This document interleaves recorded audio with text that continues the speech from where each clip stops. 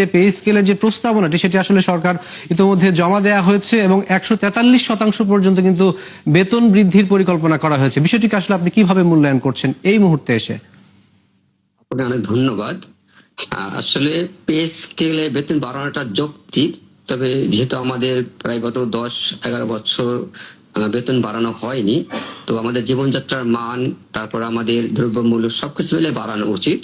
যেহেতু আমাদের দেশে অনেক দিকের লোকজন আছেন, আমরা একটা সাইডে যদি যারা গভর্নমেন্ট চাকরিজীবী তাদেরটা আমরা প্রস্তাবনা করছি। তো সেই ক্ষেত্রে আমার মনে হয় যে দেশের সর্বসাধারণ জনগণের কথাটা মাথায় রাখা উচিত আমাদের। শুধুমাত্র আমরা নিজের সুবিধাটা নিব সেটা না।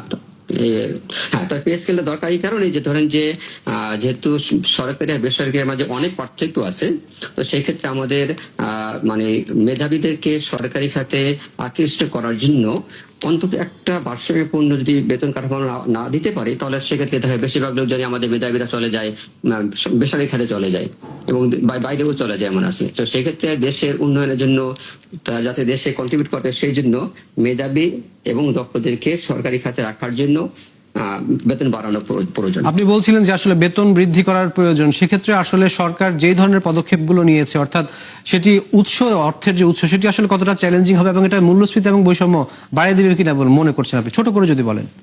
না, মূল্যস্ফীতি আমাদের তো এমনিতেই বেড়ে যাচ্ছে। এই বেতন বাড়ানোর জন্য যে মূল্যস্ফীতি বাড়বে সেটা আমি মনে করি না, কারণ এখানে যেটা আসছে সেটা হচ্ছে ধরেন যে 1,06,000 কোটি টাকার প্রস্তাবনায় আসছে। হয়তো সরকার এখানে একটু অ্যানালাইসিস করে কমাতে পারে। আর আমাদের বাজেট হচ্ছে প্রায় 8 লাখ কোটি টাকার বাজেট।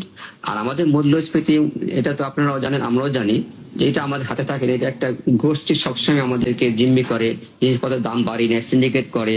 সেটা আমাদের বেতন বাড়লেও যা হবে, বেতন না বাড়লেও তাই হবে।